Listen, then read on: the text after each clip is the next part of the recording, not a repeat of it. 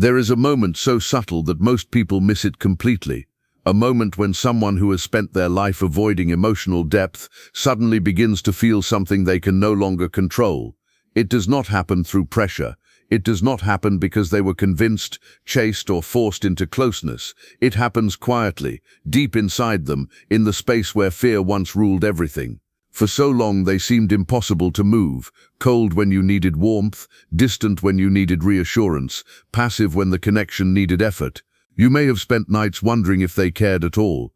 You may have questioned your worth because their silence felt louder than words. You may have believed that no matter how much love you gave, nothing could make them finally step forward. But what if the reason they never initiated had nothing to do with your value? What if the reason they held back was because closeness awakened emotions they did not know how to carry? And what if the very thing that makes them finally initiate is the moment you stop trying to make them? There comes a turning point in every emotionally imbalanced connection, a point where one person keeps reaching and the other keeps retreating, where the one who loves deeply begins to realize that love without reciprocity becomes pain, where exhaustion becomes wisdom. And when that point arrives, everything starts to change. They notice it before you say a word. They feel it before you announce your distance. The energy shifts. The emotional pressure disappears. The constant availability they depended on begins to fade. The certainty that you would always be there starts slipping through their fingers. And suddenly the one who never moved starts feeling the need to move. This is what many never understand about avoidant hearts. They are often disconnected from emotion in the moment, but deeply affected in the absence of it. While others respond to warmth instantly, they often respond when warmth is no longer guaranteed.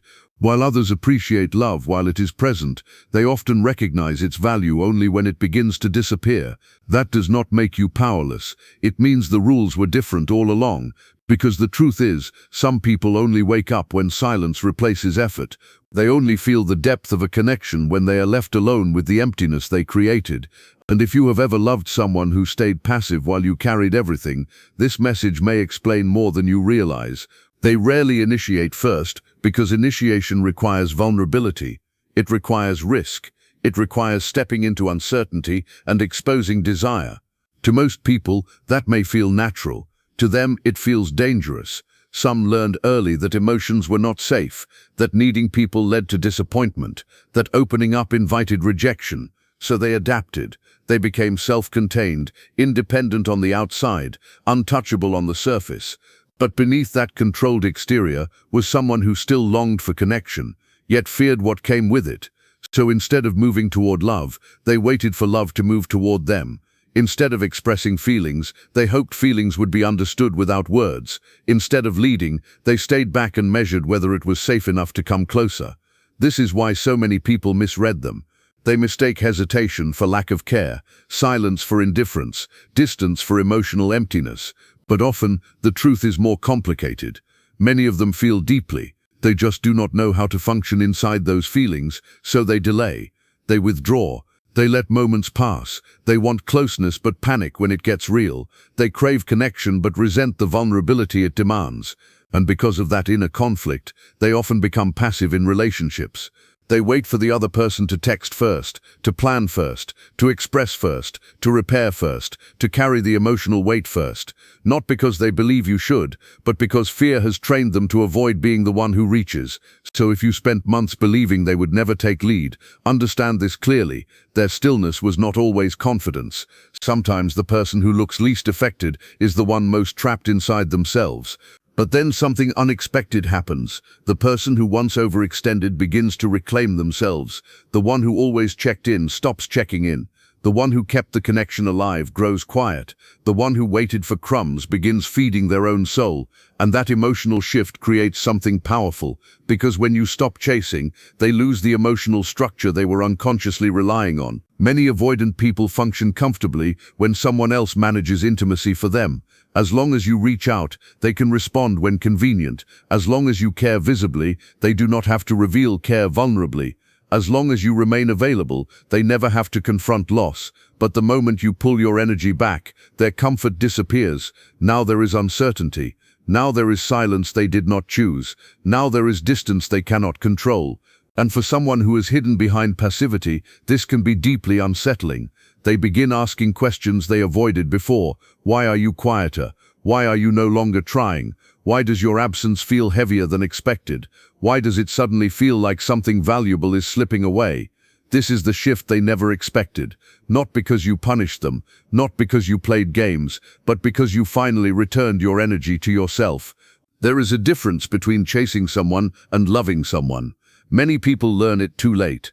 Chasing says, I will abandon myself to keep you close. Loving says, I care for you, but I will not disappear for your comfort.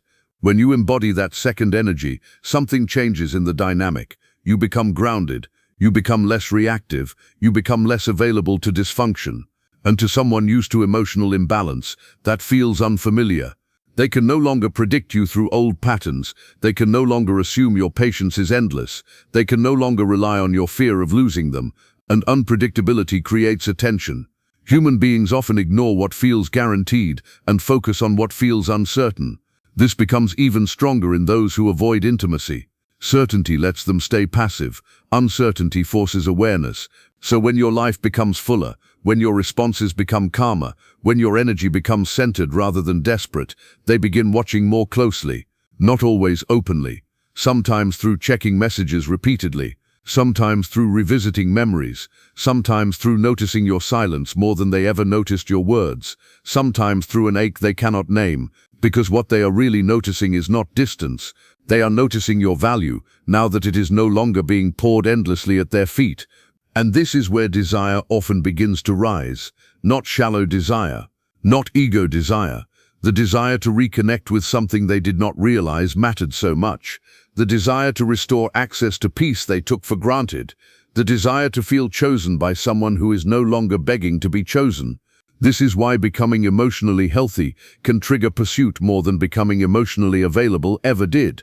Neediness asks to be loved. Wholeness inspires love. Desperation seeks validation. Self-respect commands reflection. When you stop overgiving, they are left face to face with themselves. No more distractions. No more endless reassurance from you. No more easy emotional supply. Just them and the uncomfortable truth that someone cared deeply and they responded too little. That realization does not always happen instantly. Some process it slowly, some resist it, some numb themselves for weeks or months. But eventually, many begin to feel the consequences of their own passivity.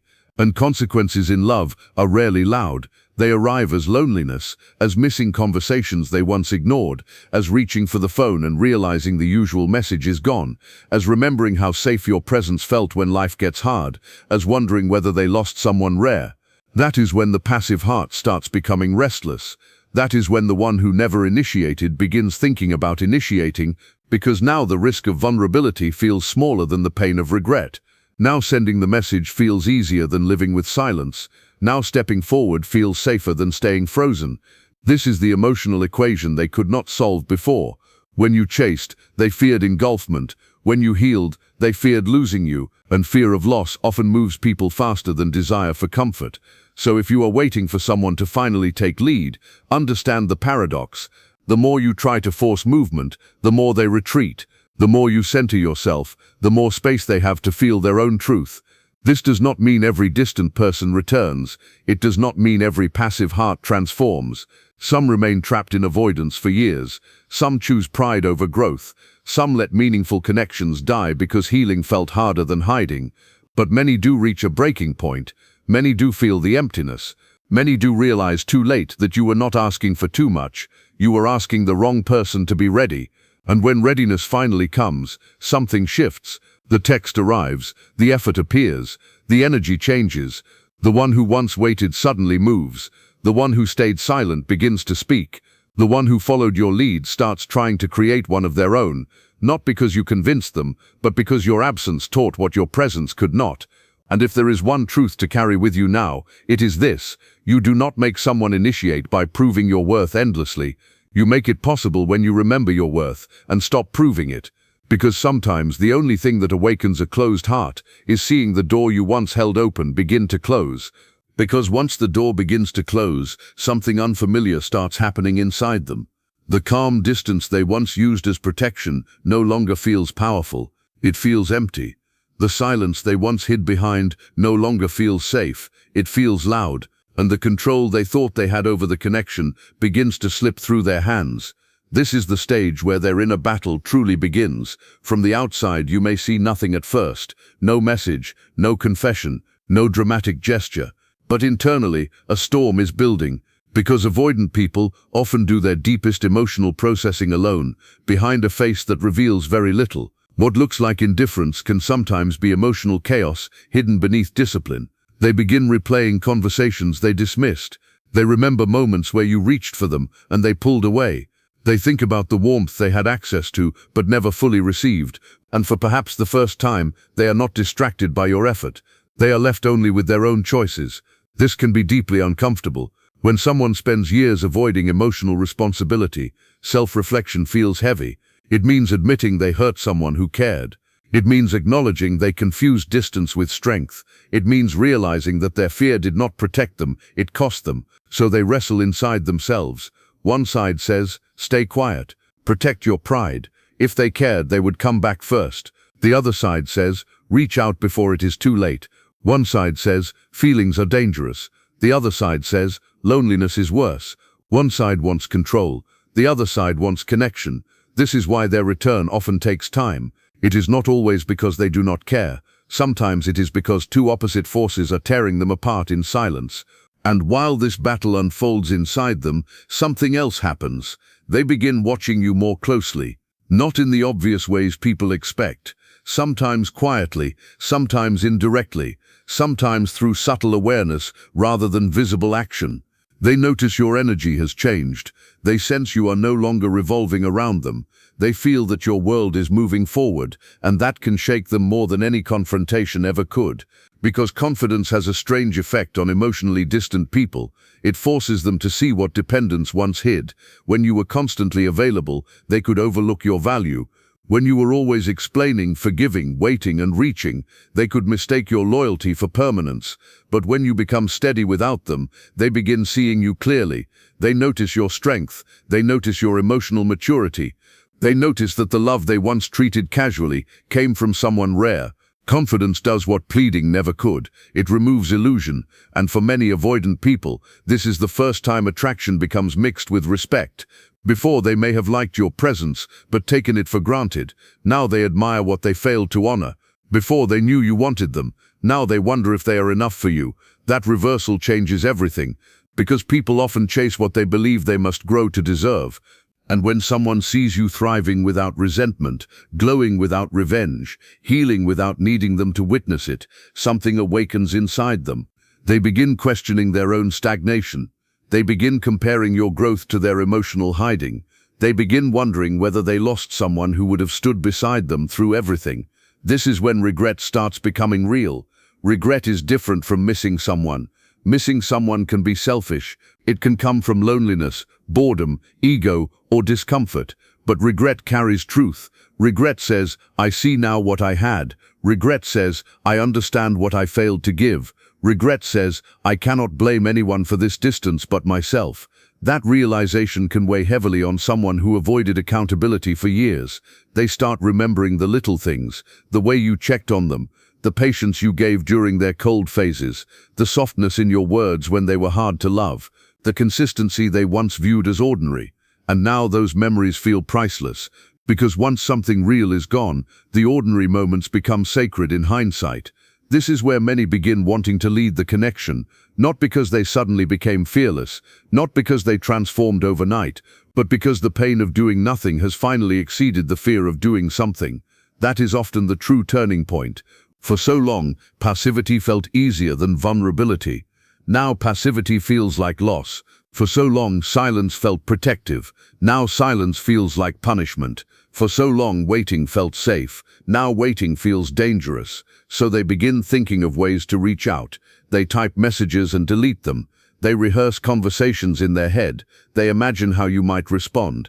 They wonder if you are still open or already gone. This is why their first move can seem small. A simple check-in, a casual question, a random memory.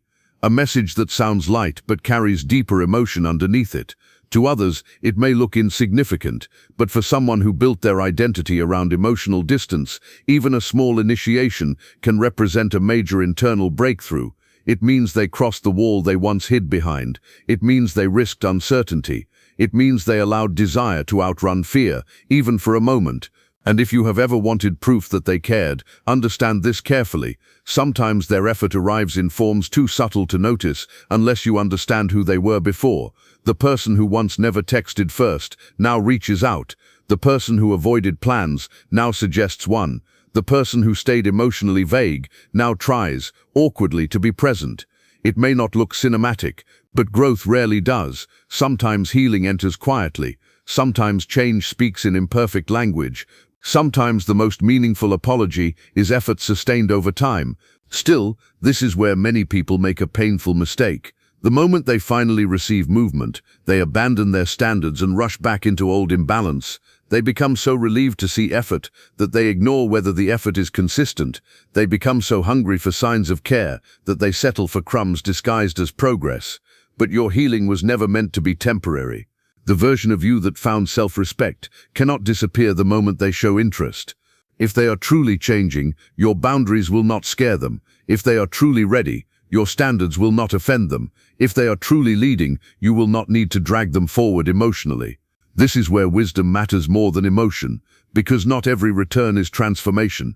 Some people come back because they are lonely. Some return because they miss access, not intimacy. Some reach out when rejected elsewhere. Some want reassurance that they still matter.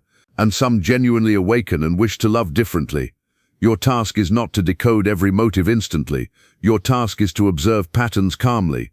Do they communicate more clearly? Do they take initiative consistently? Do they show accountability for the past? Do they create safety now where they once created confusion? Do their actions relieve anxiety rather than recreate it?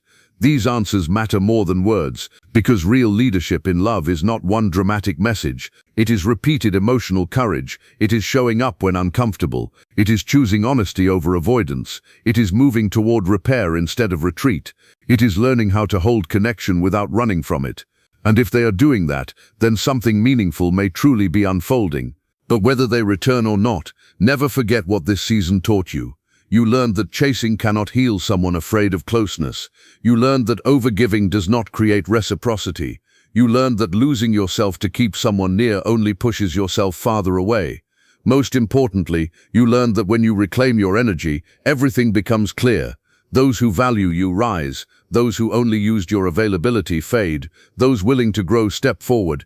Those committed to avoidance remain behind. So if they are beginning to initiate now, understand what caused it. Not manipulation, not games, not punishment, your growth, your steadiness, your refusal to keep carrying a connection alone. And there is something profoundly beautiful about that, because the love you kept trying to pour into them eventually returned to its rightful source, you. And from that place, everyone can feel the difference.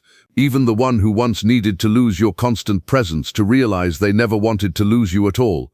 And once they realize they never wanted to lose you, a new phase begins, one that is often more emotional, more revealing, and more fragile than anything that came before. Because wanting someone back is one thing, learning how to love them differently is another. This is where many avoidant people stand at a crossroads. They can continue repeating old patterns, reaching out only when lonely, disappearing when intimacy returns, offering just enough effort to reopen the door without truly walking through it. Or they can do something far rarer. They can step forward fully. They can begin leading the connection they once left in your hands. For someone who has lived behind emotional walls, this shift does not happen because they suddenly become perfect. It happens because they finally understand something fear kept hidden for years. Love cannot survive on hesitation forever. There comes a moment when they see clearly that if they want something real, they must become real inside it. No more hiding behind mixed signals, no more expecting you to read silence, no more waiting for you to do the emotional labor, no more calling distance independence when it was really self-protection. And that realization can be life-changing, because when someone who once avoided vulnerability chooses to risk it, their entire energy changes. You can feel it. Their attention becomes steadier, their communication becomes more intentional, their presence becomes less confusing. The same person who once gave almost nothing now begins trying in ways you never thought possible. Not flawlessly, not all at once, but sincerely. They begin asking how your day was and actually listening to the answer. They remember things that matter to you. They check in without needing a crisis as an excuse. They make plans instead of leaving everything uncertain. They show up emotionally where they once disappeared. This is what happens when someone stops fearing connection more than they fear losing it. And yet one of the deepest reasons this change happens is something many people overlook: emotional safety.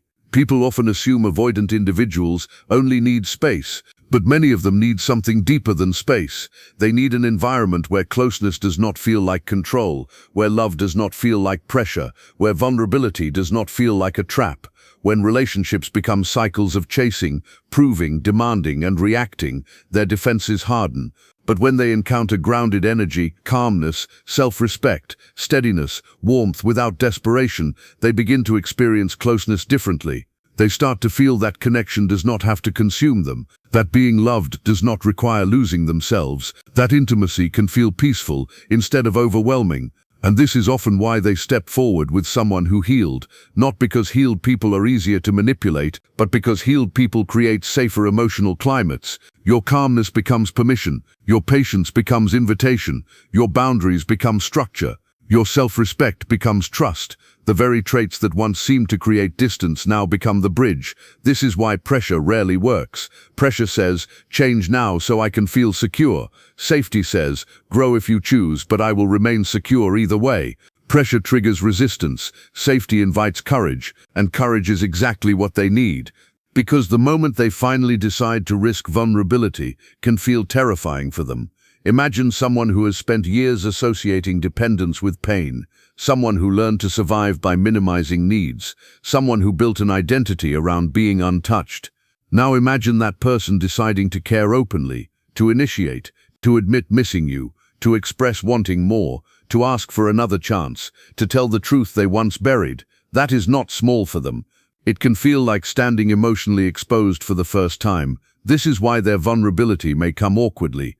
They may not have polished words. They may struggle to explain emotions clearly. They may express care through actions before language. They may pause, stumble, retreat, then try again. Do not confuse imperfection with insincerity too quickly. Sometimes people growing beyond fear look clumsy because they have never walked this path before. Still, growth must become consistent to matter. Anyone can have one emotional night. Anyone can send one heartfelt message. Anyone can miss you temporarily. But sustained change requires repetition. It requires them choosing openness more than once, choosing accountability more than once, choosing effort more than once, choosing you in ordinary moments, not just dramatic ones. That is where real transformation lives. And something powerful often fuels that transformation. Your healing became their wake-up call. While they were hiding, you were evolving. While they were delaying, you were learning. While they were uncertain, you were becoming certain about yourself. That contrast can be confronting. They see someone who once waited now walking forward with peace. They see someone who once begged for crumbs now carrying standards. They see someone who once feared losing them, now unafraid to lose what lacks reciprocity. And suddenly they are forced to ask themselves difficult questions. Why am I still running from what I claim to want? Why did I mistake emotional distance for strength? Why did it take their absence for me to value their presence? Why are they growing while I remain stuck? These questions can become catalysts. Sometimes the people we could not reach through love are reached by witnessing our growth. Not because growth is performance, but because truth has become visible. Your healed energy mirrors what they have avoided within themselves, and mirrors can either be rejected or learned from. Some turn away, some blame you for changing, some retreat deeper into pride, but some finally wake up. Some realize they are tired of repeating empty cycles. Some realize they do not want another connection built on distance. Some realize the person they wanted comfort from was the same person they refused to cherish, and that realization can reverse roles completely. The one who once ran begins chasing. The one who once feared commitment begins asking for clarity.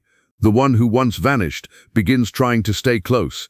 The one who once left you anxious begins wanting reassurance themselves. Life has a way of revealing lessons through reversal. Now they understand what uncertainty feels like. Now they understand what silence can do. Now they understand the ache of wanting someone emotionally present.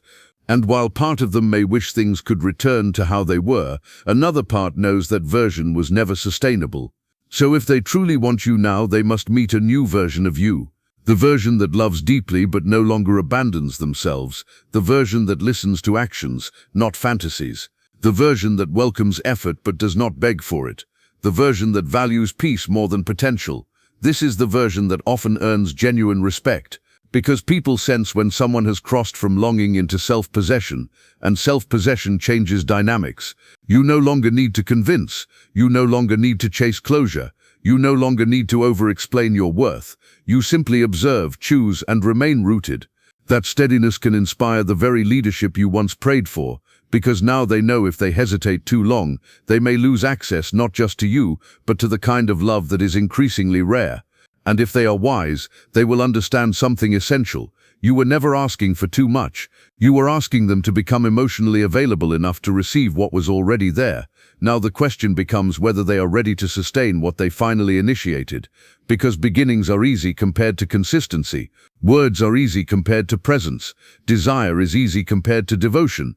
And the next chapter depends on whether their awakening becomes discipline, whether their regret becomes growth, whether their fear becomes courage practiced daily. If it does, then something beautiful may emerge from what once seemed impossible. If it does not, your healing still remains the victory.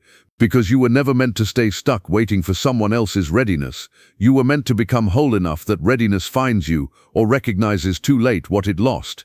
And this is where the final truth of the story begins. Because after all the silence, the distance, the confusion, the delayed realizations, and the sudden attempts to come closer, there comes a moment where the focus must return fully to you.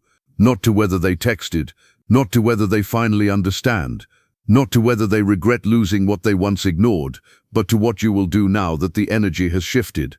Many people spend so long waiting for the avoidant to initiate that they imagine the moment will solve everything.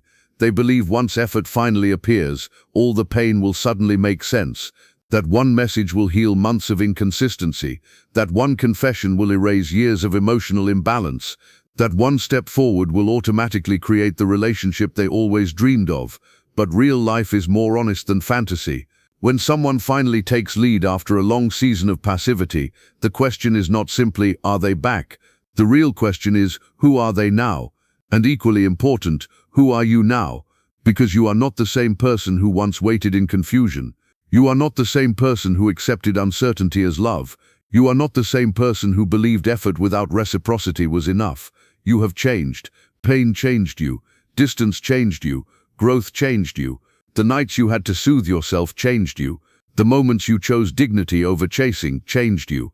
The silence that forced you to rediscover your own value changed you. So when they finally reappear with initiative, you must meet the moment with wisdom, not hunger. You must listen beyond the excitement. You must observe beyond the chemistry. You must feel beyond the nostalgia. Because sometimes people return genuinely transformed, and sometimes they return emotionally thirsty, not emotionally ready.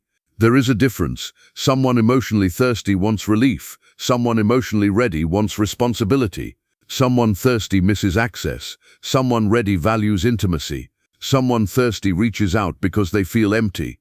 Someone ready reaches out because they are prepared to pour too. This distinction matters more than almost anything else, because if you confuse temporary longing with lasting growth, old pain can wear a new face. So what do you do when they finally take lead? You slow down. You do not punish them, but you do not rush to reward them either. You allow space for actions to reveal what words cannot. You let consistency speak louder than apology.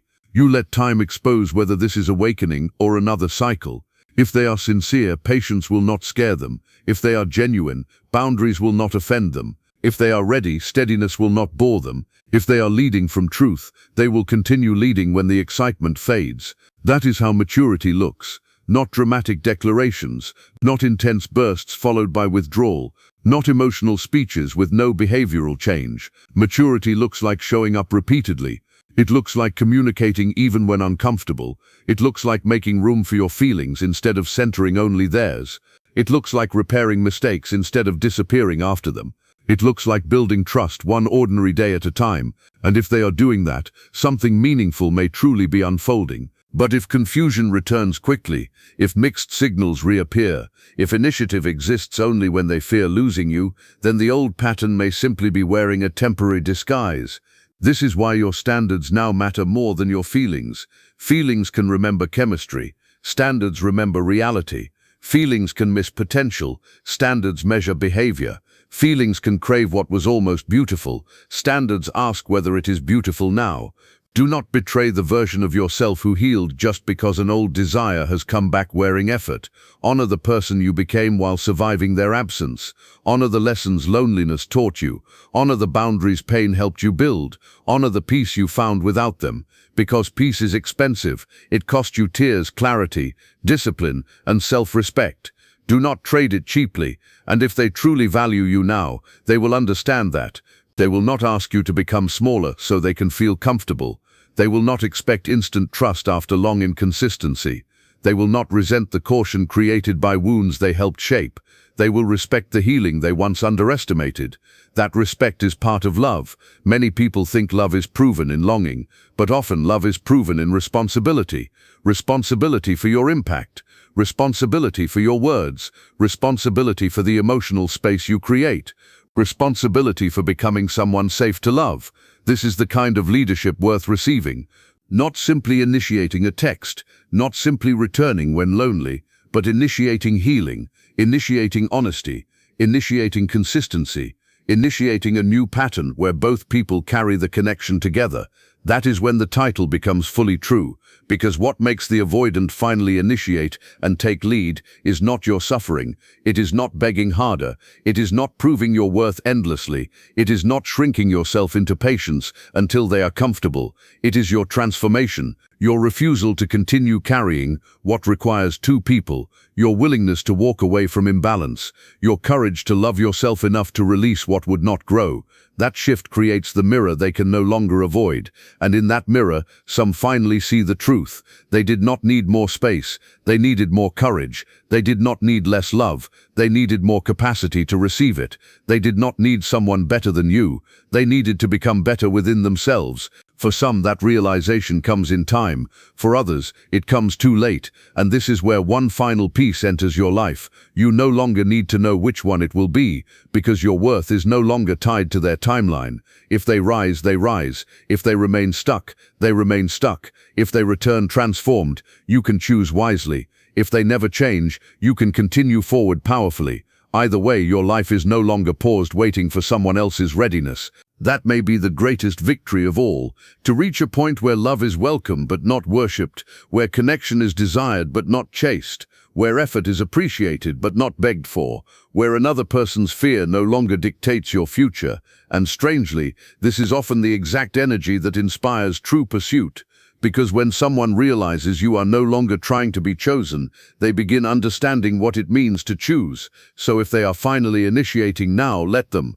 Let them show you what they learned in your absence. Let them reveal whether pain created wisdom or only temporary panic. Let them demonstrate whether they want comfort or commitment. Let them earn access to the version of you they once overlooked. And while they do, remain rooted, remain discerning, remain soft but not naive, remain open but not unguarded, remain loving but loyal to yourself first, because the deepest truth behind their return was never really about them.